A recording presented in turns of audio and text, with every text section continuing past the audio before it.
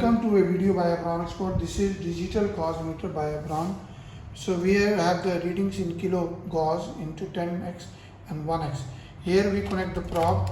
This is the Hall probe. We connected. This one is a special connector where we have the notch here. It is to be connected to this section, and then we can calculate the any known place. We know that if there is no gauge, or we can put it to 0. So we can make it 0 so that there is no. Now this is 0. Now if we have the electromagnet which is to be connected, please see the website and see the readings, how it is to be done. The Hall probe, this is magnet is connected, very easy, and then the magnet will give the current. So as soon as the current increases, the power of the gauge increases. This is a 2, this is going to 2 gauge, 20k gauge is coming up. You keep on increasing the voltage will be coming. So you can change this, and you see this, there is no gauge here. Here it is showing you the magnet, how much magnet is provided.